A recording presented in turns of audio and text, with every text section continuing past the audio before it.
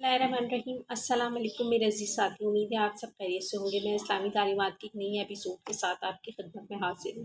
پچھلی ایپیسوڈ میں ہم نے 1 سے لے کے 57 آیت سورہ بقرہ کی ترجمہ اور تفسیر پڑھا، لیکن 57 آیت کی ترجمہ اور تفسیر مکمل نہیں کی تھی، تو آج ہاف پڑھیں گے اور کل پھر میں اس کو اور پورا نیکسٹ پارٹ میں مکمل کر دوں گی۔ تو شروع کرتے ہیں سب سے پہلے سورہ بقرہ کی آیت نمبر 57 کی تفسیر۔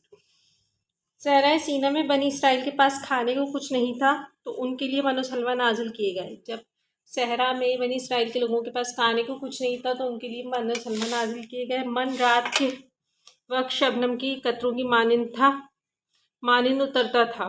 من جو تھا رات کے وقت شبنم کے قطروں کی طرح اترتا تھا، جس میں شیرنی بھی ہوتی تھی، اور اس کے قطرے زمین پر آ کر جم جاتے تھے اور دانوں کی صورت اختیار کر لیتے تھے جو گویا ان کا اناج ہو گیا، جو ان کا اناج کہلاتا تھا، جس سے کاربوہائیڈریٹس کی ضرورت پوری ہوگی، جو اس کے اندر کاربوہائیڈریٹ جو انسان کو ضرورت ہوتی ہے وہ پوری ہوتی تھی۔ سلوہ ایک خاص قسم کا بٹیر کی شکل کا پرندہ تھا۔ سلوہ جو تھا ایک خاص قسم کا بٹیر کی شکل کا پرندہ تھا۔ شام کے وقت ان پرندوں کے بڑے بڑے جھنڈ آتے اور جہاں بنی اسرائیل ڈیرا ڈالے ہوتے ان کے گرد اتر آتے تھے، اور جہاں بنی اسرائیل ڈیرا ڈالتے تھے وہ ان کے گرد اتر آتے تھے۔ رات کی تاریکی میں ان پرندوں کو آسانی سے پکڑ لیتے تھے۔ رات کی تاریکی جب ہوتی تھی تو ان پرندوں کا رزم سے پکڑ لیا جاتا تھا اور بھون کر کھاتے تھے۔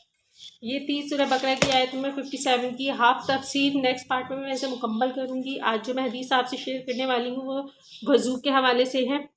اللہ تعالیٰ نے فرمایا، ترجمہ ایمان والو، جب تم نماز کے لیے کھڑے ہو تو اپنے منہ اور اپنے ہاتھ کونیوں تک دھو، اور اپنے سر پر مسح کرو اور اپنے پاؤں دونوں ٹخنوں تک دھو۔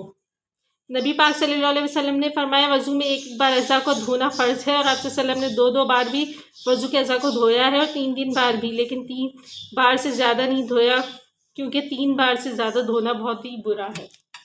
تو وضو کے اعضاء کبھی بھی 3 بار ہی دھونے چاہیے، اس سے زیادہ نہیں دھونے چاہیے۔ آج جو دعا میں آپ سے شیئر کروں گی وہ ہے سورہ قدر۔ حدیث پاک میں اس کو چوتھائی قرآن کریم کے برابر فرمایا ہے۔ اس لحاظ سے 4 مرتبہ سورہ قدر کو پڑھنے کا ثواب ایک قرآن کریم پڑھنے کے برابر ہے۔